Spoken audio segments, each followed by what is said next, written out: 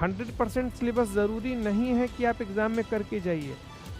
अब आ गया एग्ज़ाम के एक दिन पहले क्या करना है, सिर्फ और सिर्फ ये भरोसा आपके अंदर होना चाहिए, यही भरोसा आपको एग्ज़ाम में आपके आंसर शीट्स में नज़र आएगा, जिससे आपको पूरे नंबर प्राप्त होंगे। सबसे ज़रूरी चीज़ आपको अपने आप पर भरोसा रखना है कि मेरी तैयारी बेस्ट है और मैं जो भी लिखूँगा उसमें मैं पूरे नंबर स्कोर करूँगा। शांत दिमाग से आप किसी भी परीक्षा को जीत सकते हो, किसी भी लड़ाई को जीत सकते हो, इसलिए अपने मन को, अपने विचार को शांत रखना है।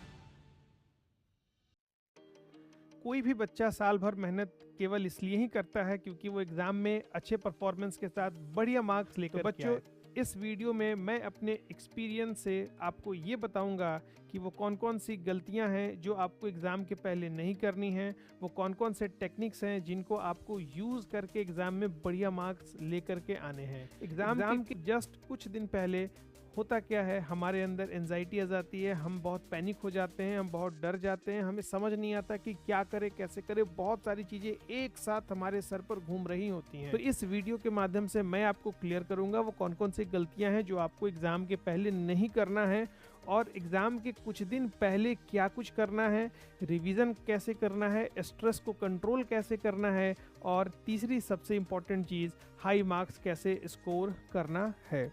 तो मैं सबसे पहले आपको बताऊंगा वो कौन कौन सी चीज़ है जो आपको नहीं करनी है।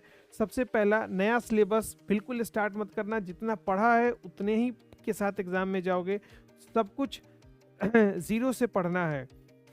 ये थॉट अगर आपकी है तो फिर आप मैक्सिमम सिलेबस की रिवीजन नहीं कर पाओगे और आप हमेशा ये फील करोगे कि आपका कुछ ना कुछ छूटा हुआ है, इससे आपके अंदर स्ट्रेस पैदा होगा। तो ज़ीरो से सब कुछ शुरू नहीं करना है। क्या करना है ये भी मैं आपको बताऊंगा, अभी मैं आपको केवल बता रहा हूँ कि आपको क्या नहीं करना है। नया सिलेबस बिल्कुल नहीं पढ़ना, दूसरी बात ज़ीरो से कुछ भी स्टार्ट नहीं करना, रैंडम वीडियोस की देखने की जो हमारी हैबिट लग चुकी है यूट्यूब पर या कहीं भी, रैंडम वीडियोस बिल्कुल भी नहीं देखना है एग्ज़ाम के पहले। रात भर जगने की जो हैबिट है कि मैं रात भर जग के पढ़ाई कर लेता हूँ या लेती हूँ, ये हैबिट आपको एग्ज़ाम में बहुत परेशान करती है। रात में प्रॉपर नींद लेनी है 6 से 7 घंटे की, कि आप एग्ज़ाम आवर्स में भी अपने आप को फ्रेश महसूस करें, और पैनिक और कंपैरिजन नहीं करना है। लास्ट टाइम में क्या होता है कि हम लोग एक दूसरे से कंपेयर करने लगते हैं कि तू कितना पढ़ा, तेरा कितना हो गया, मेरा कितना हो गया। इससे आपके अंदर स्ट्रेस पैदा होता है। तो आपको ये 4 से 5 चीज़ें नहीं करनी है। सबसे इम्पॉर्टेंट रूल क्या है एग्जामिनेशन के पहले जो आप अच्छे मार्क्स को स्कोर कर सकते हो? सबसे पहला, आप अपने रिवीजन पर फोकस करिए। दूसरा, इंपॉर्टेंट टॉपिक्स पर आपको फोकस करना है कि आपके स्ट्रॉन्ग एरियाज कौन कौन से हैं, कहाँ से आप मार्क्स को उठा सकते हैं। तीसरा, फॉर्मूलाज और इक्वेशंस जो भी आपके पास हैं, जो भी थ्योरीज हैं, उनको आप रिमेंबर करिए, बार बार पढ़िए, जिससे आपका स्ट्रॉन्ग एरिया और स्ट्रॉन्ग हो जाए।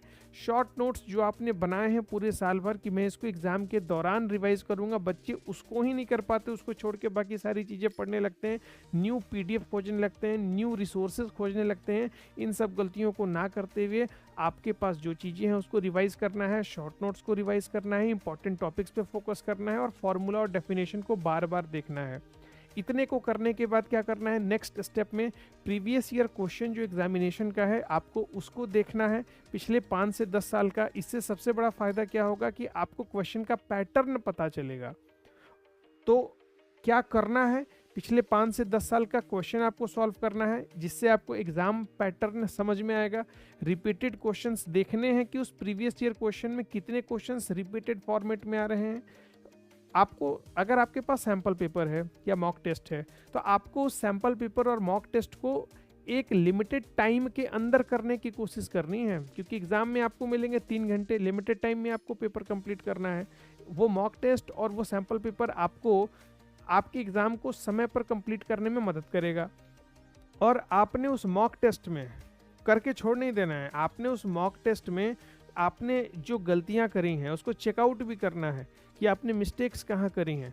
टॉपर यूं ही नहीं बनते, हाई मार्क्स यूं ही स्कोर नहीं किए जाते, उसके लिए एनालिसिस करनी पड़ती है कि मैंने गलतियां कहाँ करी हैं, और उन गलतियों से सीखना पड़ता है, सबसे ज़रूरी बात।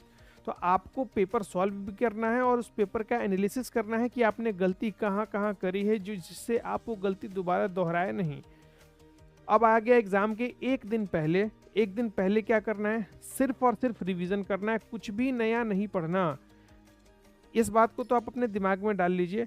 नोट्स और फॉर्मूला जो आपने शॉर्ट नोट्स बनाए हैं उसको देखना है, और जितनी सारी चीज़ें आप एग्ज़ाम में लेकर के जाने वाले हैं बच्चों, उन सारी चीज़ों को डे बिफोर एग्ज़ाम ही रेडी कर लेना है।